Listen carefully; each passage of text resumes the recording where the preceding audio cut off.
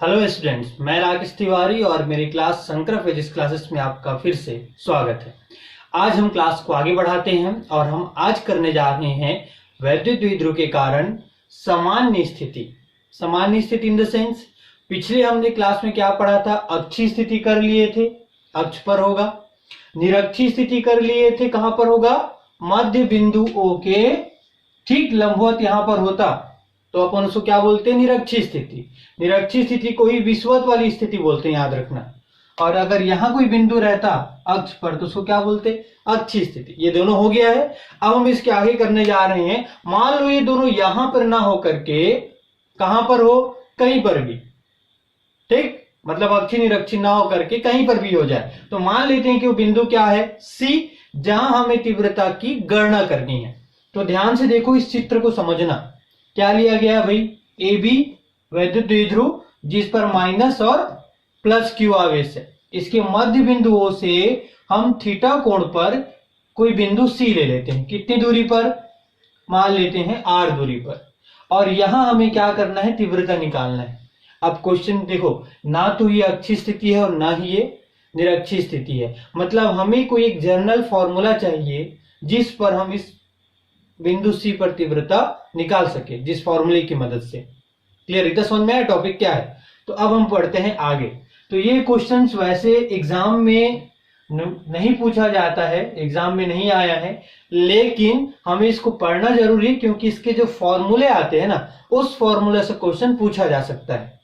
ठीक, तो टॉपिक को अच्छे से समझिएगा, धीरे धीरे समझा रहे हैं, कॉपी में नोट करते जाइए। क्लियर?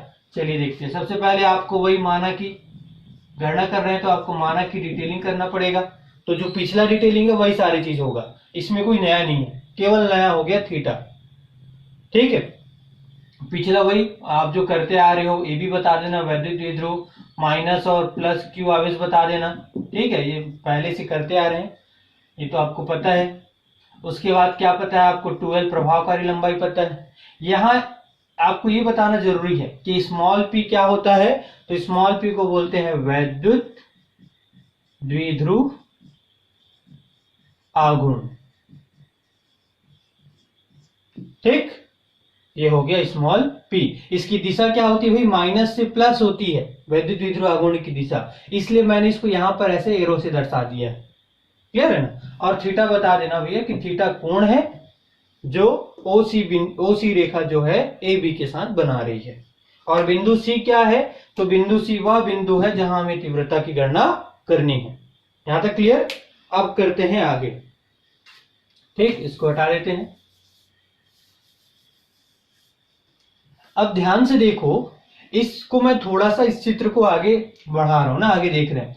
क्योंकि ये तिरछा हो गया, तो ये जो स्मॉल पी है ये इसके साथ बना रहा है थीटा। तो हम क्या करते हैं ना, इसको थोड़ा सा एक्सटेंड कर लेते हैं, इस बिंदु को, इस लाइन को आगे की ओर। ठीक, और इस बिंदु O पर केंद्र मान करके एक और रेखा खींच देते हैं ऐसे 90 डिग्री पर लंबवत। तो ध्यान से देखना, एक ऐसा रेखा आ गया, एक ऊपर की तरफ से और एक साइड की तरफ से। ठीक है, और ये जो बिंदु P, ये जो P लिया गया है स्मॉल p, इस स्मॉल p को क्या बोलते हैं जी? वैद्युत द्विध्रुव आघूर्ण। ये स्मॉल p कितना कोण बना रहा है? थीटा। तो इसके दो घटक मिल जाएंगे आपको। इधर आपको मिल जाएगा p cos थीटा, क्योंकि इसके साथ थीटा कोण बना रहे, और यहां पे मिल जाएगा आपको p sin थीटा वाला घटक। इस तरफ एक तरफ p cos थीटा और एक तरफ क्या मिल जाएगी? p sin थीटा, दो अक्ष पर, एक इधर वाली अक्ष और एक इधर वाली अक्ष पर। क्लियर है? अब हमने क्या किया, यहां पे आपको लिख लेना है कि हम चित्रानुसार क्या कर रहे हैं। तो चित्रानुसार हमने क्या किया? तो हमने स्मॉल p को दो घटक में वियोजित किया, घटक में वियोजित किया। कौन कौन से दो घटक आए भाई? तो सबसे पहला मिला हमें p cos थीटा और दूसरा क्या मिला? p sin theta. दो घटक मिल गए। तो p cos थीटा कैसे जा रहा है? तो p cos थीटा गया है, देखो यहां पर OC डायरेक्शन पे, है कि नहीं? तो हमने लिख दिया यहां पे कौन सा? OC दिशा में। ठीक, और पी साइन थीटा कैसा है, ओ सी के लंबवत, ओ सी ऐसा है, यहां पर ओ है यहां सी है, इसके लंबवत ये है पी साइन थीटा।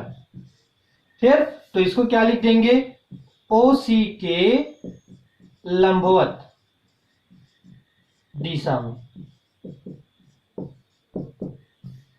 ठीक है इतना। तो ये 2 पॉइंट याद रखना कि हमने यहां पर थोड़ा सा नया कर रहे हैं कि हम पी कॉस थीटा और पी साइन थीटा को 2 भागों में वियोजित कर दिए। ठीक, इसके आगे करते हैं। लेकिन अगर आप पहली बार देख रहे हैं मेरी वीडियो तो मैं आपको सजेस्ट करूंगा कि आप इससे पहले जो वीडियो है अक्षीय स्थिति, निरक्षीय स्थिति और टॉपिक का स्टार्टिंग पॉइंट, वो जरूर जाके देखें। इससे आपको टॉपिक समझने में आसानी होगी और आपको सब्जेक्ट के प्रति इंटरेस्ट बढ़ेगा। आगे देख लेते हैं इसमें आगे। अब हमने 2 घटक बना लिया, अब तीव्रता की गणना करते हैं। तो ध्यान से देखो क्या हो रहा है, P cos थीटा के सापेक्ष में ना, ये देखो जैसा P cos थीटा वाला लाइन जा रहा है ना, यहीं पर है बिंदु C। मतलब P cos थीटा के सापेक्ष में कौन सी स्थिति है, अक्षीय स्थिति। तो क्या लिखेंगे यहां, P cos थीटा के सापेक्ष बिंदु C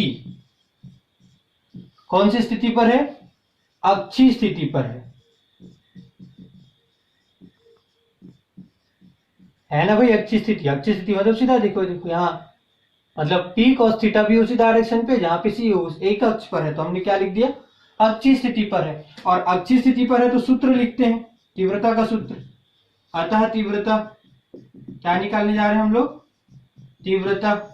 तो तीव्रता का सूत्र क्या होता है, E1 नाम दे देते हैं। चलो क्या सूत्र होता है इसका, तीव्रता का, तो 1/4 पाई निकाले तो है, गणना किए हैं, एप्सिलॉन नॉट के इंटू आवेश क्या लिखेंगे, Q, सॉरी फॉर्मूला क्या होता है, 2p होता है ना, 2p बाई आर का क्यूब, ये होता है ना अक्षीय स्थिति के लिए 2p बाई आर का क्यूब। लेकिन यहां क्या लिखेंगे, कॉस वाला कंपोनेंट है तो 2p cos theta by r का क्यूब, समीकरण नंबर पहला। क्लियर है इतना। अब इसी प्रकार एक लाइन और देख लेते हैं यहीं पे। अब ये P साइन थीटा कैसे है, ऐसे इस डायरेक्शन पे, और P साइन थीटा का ये लंबवत हुआ ना, तो लिख सकते हैं यहां कि P साइन थीटा के सापेक्ष बिंदु C कौन सी स्थिति पर है भाई, निरक्षीय स्थिति पर, निरक्षीय स्थिति पर है।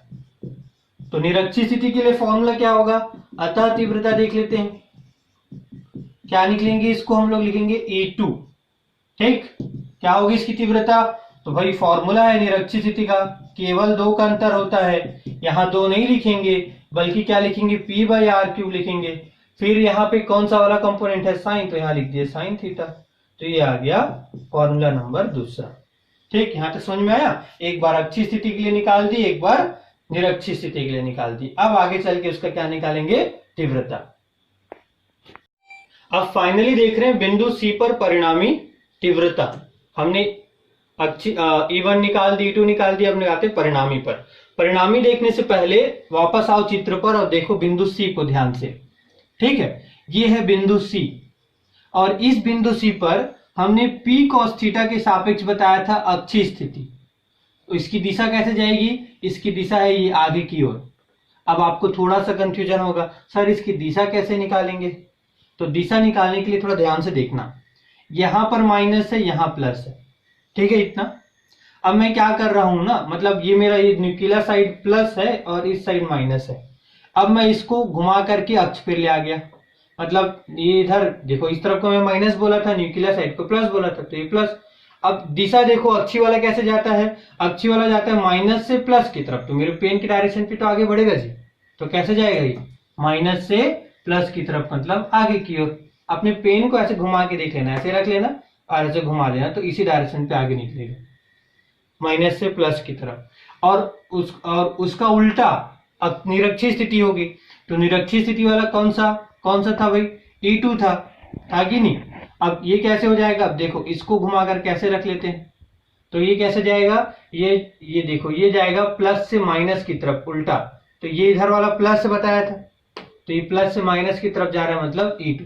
यहाँ दिशा थोड़ा सा ध्यान रखना है ना, और अपना दिशा निकालने के लिए ना अपने पेन से पता करना, एग्जाम में या कॉपी बनाते समय अपने पेन को ऐसे घुमा कर देख लेना, ठीक है। नुकीले वाले सिले को धन ले लेना तो समझ में आ जाएगा कि अच्छी स्थिति में कहा जाता है, ऋण से धन की तरफ और निरक्षी स्थिति में धन से ऋण की तरफ। ये दिशा थोड़ा ध्यान रखना। अब हम करते हैं परिणामी तीव्रता। तो परिणामी निकालेंगे, तो परिणामी निकालने से पहले हम लोगों ने पढ़ा है एक सदिश का नियम, ठीक। अगर मैं इसको एक चतुर्भुज की रचना कर दूं तो कुछ इस तरह से दिखेगा। समानांतर चतुर्भुज, भुजाएं इसकी आमने सामने की भुजा बराबर होगी, तो इसका ये जो यहां से खींचा गया ये जो विकर्ण होगा, यही विकर्ण किसको प्रदर्शित करेगा? परिणामी को प्रदर्शित करता है। परिणामी तीव्रता ई कहां से आया भाई? 11वीं क्लास से ना, सदिश विश्लेषण से। और यहां पर हम कोण मान लेते हैं कितना? अल्फा। मान लो ये अल्फा कोण पर यहां लग रहा है, ठीक है, इतना। अब हमें निकालना है तीव्रता ई, तो हम इसका फॉर्मूला जानते हैं। परिणामी तीव्रता सदिश है ना, दोनों सदिश है, तो क्या होता है इसका फॉर्मूला?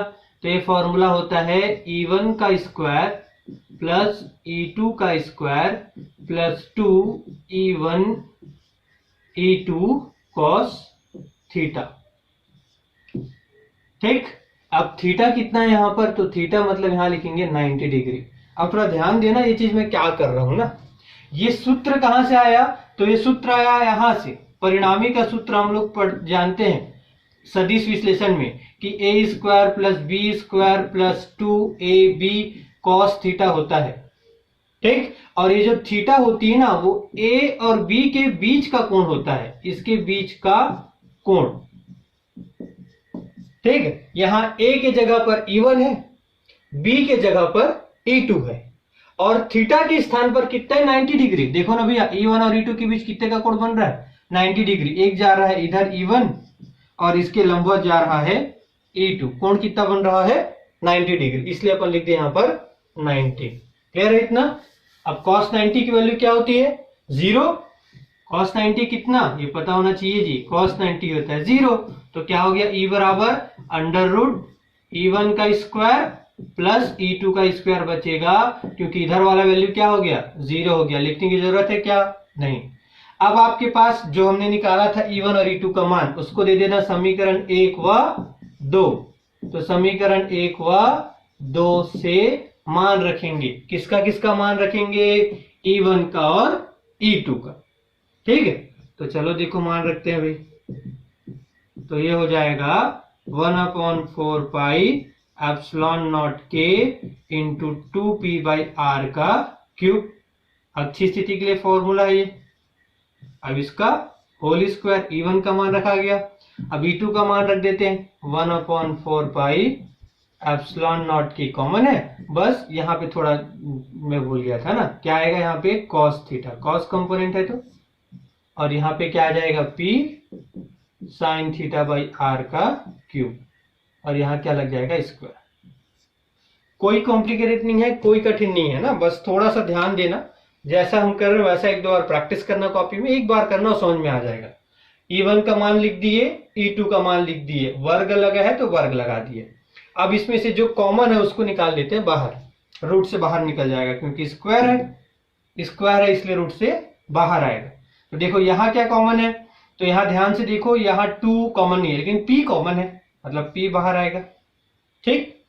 ऊपर से p बाहर हो गया। नीचे देखो क्या कॉमन है? 4 पाई एप्सिलॉन नॉट के कॉमन है, तो 4 पाई एप्सिलॉन नॉट के कॉमन बाहर निकल गया। अब और ध्यान से देखो, कुछ और कॉमन है क्या? हाँ, क्या कॉमन है भी? यहाँ भी r का क्यूब है, यहाँ भी r का क्यूब है, तो क्या हो जाएगा? 1/r का क्यूब बाहर, ठीक। तो अंदर क्या बचा? अंदर ध्यान देंगे तो यहाँ पे बचा है 2 और यहाँ पे बचा है cos थीटा का स्क्वायर, ये बचा हुआ है। और यहाँ ध्यान देंगे तो क्या बचा है? यहाँ पर साइन स्क्वायर थीटा बचा है, ठीक। इतना क्लियर है ना जी? अब आगे कर लेते हैं इसको। तो ये p का p 4 पाई एप्सिलॉन नॉट के इंटू 1/r का क्यूब। इतना क्लियर? अब देखो थोड़ा सा इसको क्या कर रहा हूं मैं, तो मैं 2 का वर्ग करूंगा, कितना हो जाएगा? 4। ये हो जाएगा cos square theta plus sine square theta, ठीक है, इसको इतना इतना भी रहने दो, इसको दे देते हैं समीकरण नंबर तीसरा। इतने का आप स्क्रीनशॉट ले लो और यहां तक अपनी कॉपी में करो। ठीक, उसके बाद करते हैं आगे। अब जो समीकरण 3 मिला था ना, उसको मैं जो नीचे लिखा हुआ था उसको लिखते ऊपर।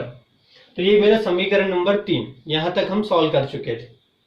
ठीक है, तो ये लाइन आप ध्यान से देखना, समीकरण 3 ही है। इसके आगे थोड़ा देखो क्या किया। यहां दिख रहा है 4 cos स्क्वायर थीटा और यहां साइन स्क्वायर थीटा। देखते ही आपको लग रहा है सर वो sine square theta plus cos square theta वाला सूत्र लगाएंगे। तो डायरेक्ट आप यहीं पे इसको इसके बराबर एक नहीं लिखेंगे भैया, क्योंकि यहाँ पे 4 है ना। तो हम क्या करेंगे, इस 4 को तोड़ देते हैं। तो 4 को कैसे तोड़ सकते हैं, 3 और 1 में।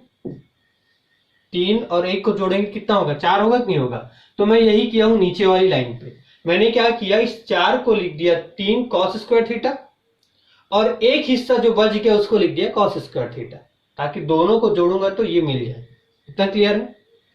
अब cos square theta plus sine square theta बच गया मेरे पास। तो इसका वैल्यू कितना होता है भाई, 1 होता है। तो मैं उसके नीचे लिख दिया 1, बाकी एज इट इज का। तो यही आपका सूत्र है, परिणामी का सूत्र। E बराबर 1/4πε0 के P/r³ √3 cos square theta plus 1।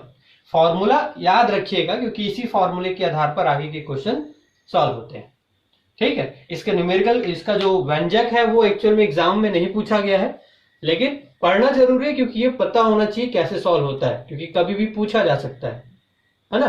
तो आप एग्जाम को दृष्टिकोण रखो, लेकिन साथ ही साथ नॉलेज भी होना चाहिए कि भैया सॉल्व कैसे होता है, ये फॉर्मूले का आगे यूज कहां पे होगा।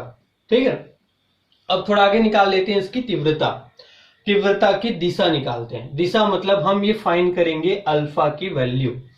तो अल्फा कैसे निकलेगा, tan अल्फा लगा लेते हैं, क्योंकि हमें पता है E2 और E1 का मान समीकरण 1 और 2 से पता है। तो tan अल्फा बराबर क्या होगा, E2/E1। ये कहां से आ गया सर, तो ये आया है इस समकोण त्रिभुज से। देखो यहां पर एक समकोण त्रिभुज बन रहा है। ठीक है, इसका लंब कितना है, इसका लंब है E2 और इसका आधार क्या है, E1 है। और tan थीटा क्या होता है, लंब बटा आधार, लंब बटे में आधार। तो उसी चित्र से लंब की जगह हमने E2 लिख दिया और आधार की जगह पर E1। आप समीकरण 1 व 2 से पहले E1 और E2 को समीकरण 1 और 2 दे देना, वहां समीकरण 1 और 2 से हम मान रख देना। तो E2 और E1 का जब मान रखोगे ना, तो केवल इतना बस बचेगा, बाकी तो सेम चीज होता है जी। ये 4πε0 के सब में होता है, जो समान है वो कट जाएगा, ये बचेगा। तो साइन बाई कॉस क्या होता है, tan।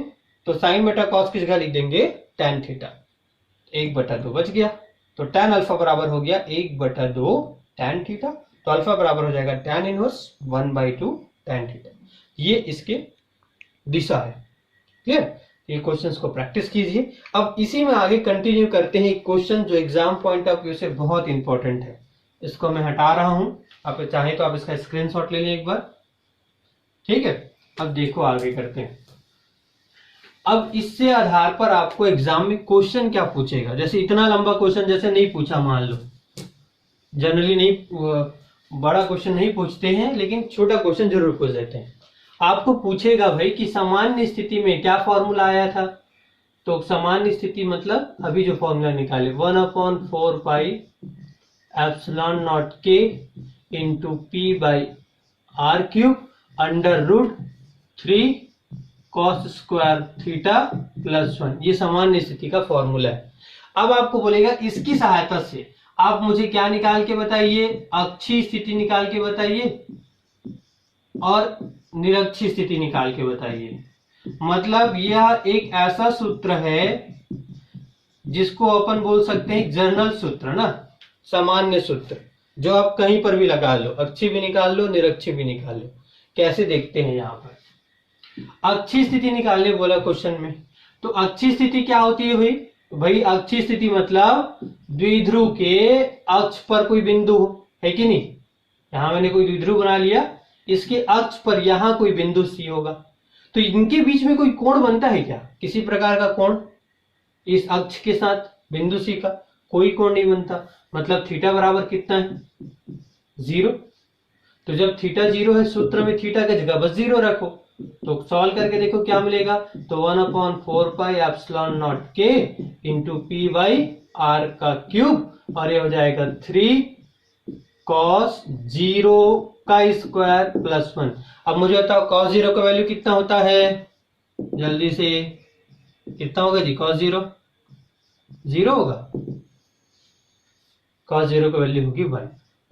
तो क्या हो जाएगा, इसको सॉल्व करेंगे तो 1/4πε0 के इंटू पी बाई आर का क्यूब और ये हो जाएगा 3। अब 1 को तो लिखने की जरूरत ही नहीं, 1 का स्क्वायर करूंगा तो 1 ही आएगा। तो 3 धनी कितना हो गया 4, और 4 की करनी कितना होता है 2। तो फाइनल आंसर क्या निकल गया 1/4πε0 के इंटू 2 पी बाई आर का क्यूब। समझ में आया 2 कैसे आया, 3 और 1 4, और 4 की करनी कितना 2, इसलिए हम क्या लिख दिए यहाँ पे 2। तो देखो क्या ये अक्षीय स्थिति का फॉर्मूला नहीं है? अक्षीय स्थिति का फॉर्मूला है कि नहीं जी, बिल्कुल है। ये तीव्रता, इसका मतलब ये जो सूत्र है इसको कहते हैं जर्नल फॉर्मूला। इस जर्नल फॉर्मूले की मदद से आप अक्षीय और निरक्षीय स्थिति निकाल सकते हो। अब हम निरक्षीय स्थिति निकालते हैं, ये आपका असाइनमेंट है जी, ये करके देखना निरक्षीय स्थिति। बस आपको थोड़ा सा हिंट दे देते हैं। निरक्षीय स्थिति जब आप सॉल्व करोगे तो सबसे पहले बताओ थीटा का मान कितना होगा। तो आपको लग रहा है सर ये थीटा क्या है, मुझे अभी तक समझ ही नहीं आया थीटा क्या है। तो थीटा का मतलब थोड़ा ध्यान से देखो, हमने बना लिया कोई द्विध्रुव। अब बिंदु सी कहां पर है, निरक्षीय स्थिति या विषुवतीय रेखीय अनुप्रस्थ स्थिति बोलते हैं इसको। तो ये यहां पर होता है। तो कोण कितना बनाता है जी, लंबवत है ना। ओ कितने का कोण बन रहा है यहाँ पर 90 डिग्री का कोण बनता है। यहाँ है बिंदु सी, ये जो रेखा है ना बिंदु सी वाला रेखा और ये अक्ष वाला रेखा, इनके बीच के कोण को बोलते हैं अपन थीटा। अक्षीय स्थिति पे सीधा सीधा बन रहा था तो थीटा क्या था 0, यहाँ कितना 90 डिग्री। तो बस आपको करना क्या है, सूत्र में थीटा की जगह 90 डिग्री लगाना है, ठीक। और मुझे बताना है कि क्या आपको निरक्षीय स्थिति का फॉर्मूला मिला कि नहीं मिला। जरूर मिलेगा, आप उसका जब सॉल्व करोगे तो आपको यहाँ पर बस 2 नहीं मिलेगा, बाकी पी बाई आर क्यूब मिल जाएगा, ठीक। तो ये क्वेश्चन आपको पूछा जा सकता है कि सामान्य सूत्र की मदद से अक्षीय व निरक्षीय को याद कीजिए, या केवल सामान्य सूत्र लिखिए भी पूछ सकते हैं, ठीक। चलिए अब करने जा रहे हैं बहुत इंपॉर्टेंट टॉपिक, ठीक है। एग्जाम में यहां से 3 नंबर के क्वेश्चंस हमेशा पूछे गए हैं। आप पिछले 5 साल के आप उसके भी पुराना रिकॉर्ड निकाल के देख लो, यहां से क्वेश्चन हमेशा आता है, ठीक। यहाँ आपको 3 नंबर के भी क्वेश्चन पूछे जा सकते हैं, 2 नंबर के भी और 1 नंबर के भी। तो थोड़ा ध्यान से टॉपिक के अंदर तक समझिएगा, गहराई तक, कि वो क्वेश्चन में टॉपिक आखिर बोल क्या है, ठीक है। और जो जो आपके मन में सवाल होंगे ना उसको मैं यहाँ पर दूर करने की कोशिश करूंगा। देखो क्या बोल रहा है कि एक समान विद्युत क्षेत्र ले लिया है।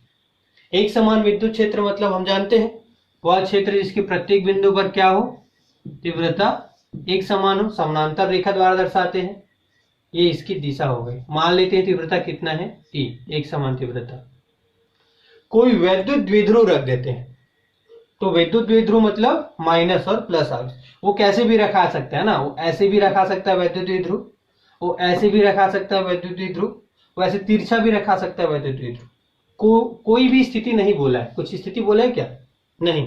तो कोई भी स्थिति ले लेते हैं। मान लेते हैं कि हम एक सामान्य जर्नल वाला स्थिति लेते हैं, एक जर्नल फॉर्मूला निकालना बताया था तिरछा लेके, बाद में उसको लंबवत और समानांतर स्थिति में सॉल्व कर लेंगे।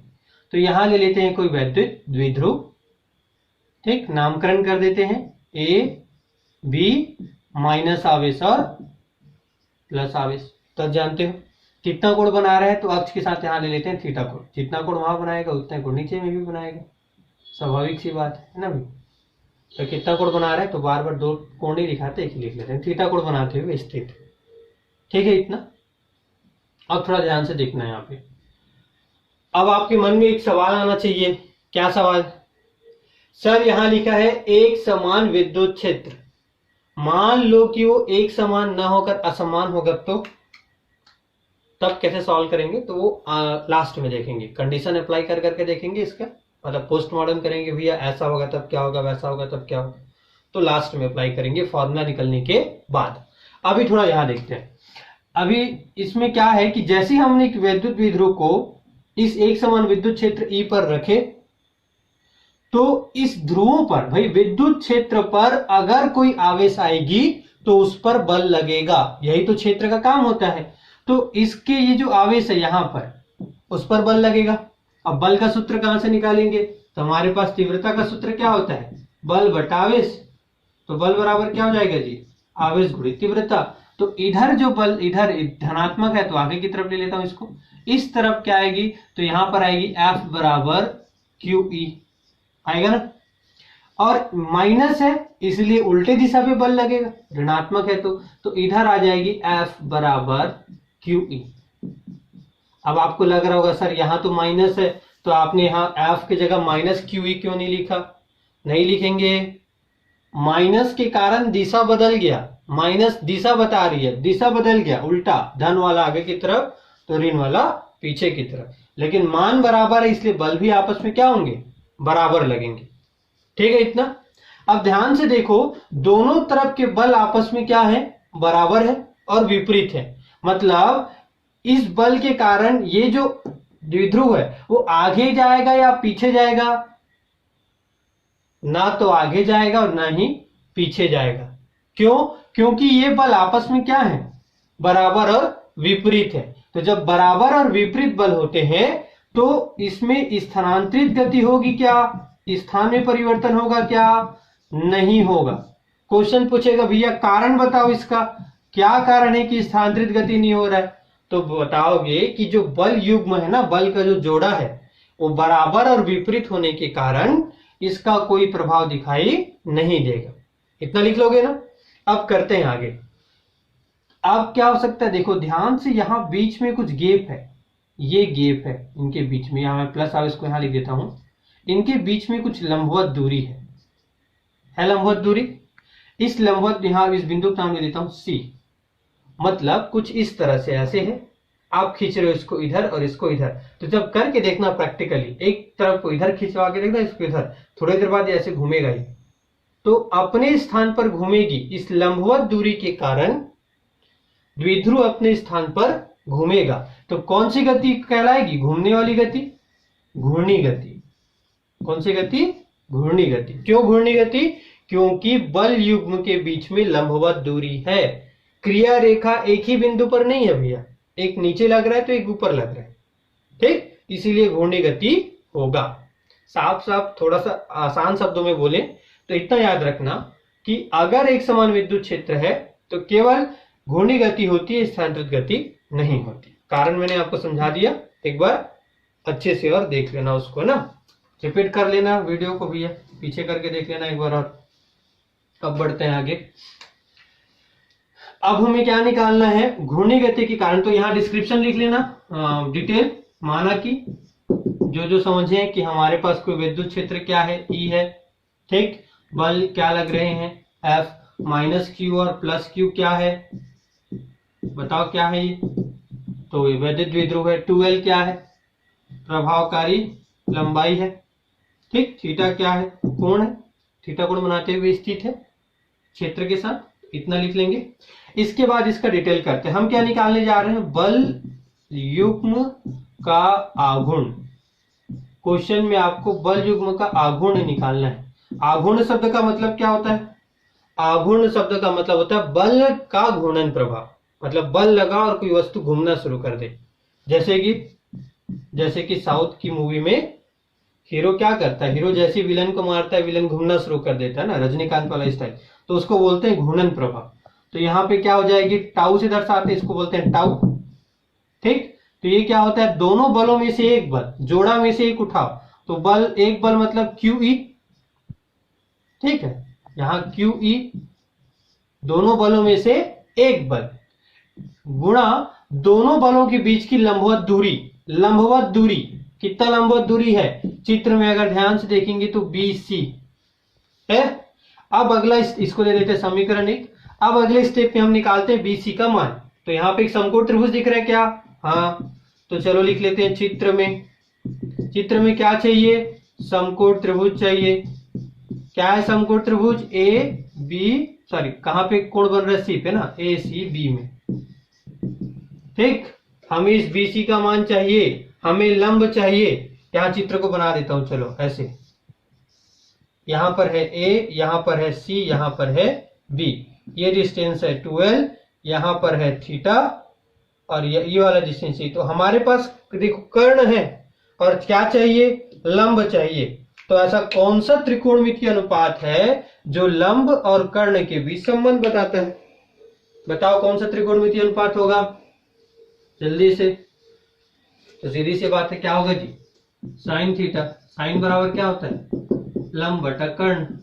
अब चित्र में देख के बताओ, लंब क्या है BC, कर्ण क्या है 12, बराबर क्या होगा साइन थीटा। तो BC बराबर कितना निकल जाएगा 12 साइन थीटा, निकलेगा ना। अब समीकरण 1 में क्या करेंगे, BC के मान को ले जाकर के रख देंगे। तो रखें, इसको हटाएं चित्र को।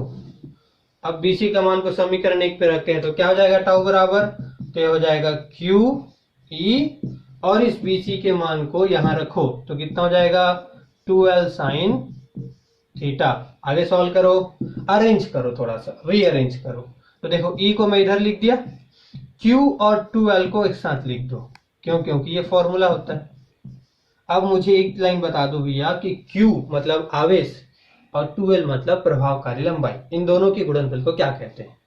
इसको बोलते हैं वैद्युत द्विध्रुव आघूर्ण। क्या कहते हैं भैया, वैद्युत द्विध्रुव आघूर्ण। क्या होता है, इसको Q से दर्शाते हैं और एक Q इंटू 12 के बराबर होता है, P से दर्शाते हैं ना, स्मॉल p से। तो टाउ बराबर कितना निकल जाएगा, PE साइन थीटा। ये हमारा क्या है, टाउ का फॉर्मूला, PE साइन थीटा। अब आपके लिए एक प्रश्न, क्या टाउ कौन सी राशि है, अदिश राशि की सदिश राशि? ये मुझे कैसे पता चलेगा, तो फॉर्मूले से पता चल जा रहा है। क्यों, क्योंकि साइन थीटा आया, साइन थीटा मतलब दो सदिशों का सदिश गुणनफल। तो इसको जब सदिश रूप में लिखेंगे ना तो ऐसा लगाएंगे वेक्टर, P में ऐसा लगाएंगे वेक्टर, क्रॉस E में लगाएंगे वेक्टर। ये इसका सदिश रूप है। कौन सा रूप, सदिश। ठीक, इसके आगे के जो टॉपिक्स है ना, इससे रिलेटेड जो क्वेश्चन है, जो भैया अगर ये असमान विद्युत क्षेत्र होता तो क्या होता, अगर ये समानांतर होता तो क्या होता, लंबवत होता तो क्या होता, घूम गया तो कार्य हो गया, तो कार्य निकालना है, कार्य होने पे ऊर्जा आएगी, हो गया ना। तो इससे रिलेटेड जो आगे जो क्वेश्चन है, जो मन में आपके सवाल उठने चाहिए, तो उन सवालों के जवाब हम करेंगे नेक्स्ट वीडियो में। क्लियर? तो यहां तक की टॉपिक्स अपनी कॉपी में कंप्लीट करो और चैनल को लाइक और सब्सक्राइब करना ना भूलो, अपने दोस्तों को शेयर जरूर करो। ठीक है, धन्यवाद।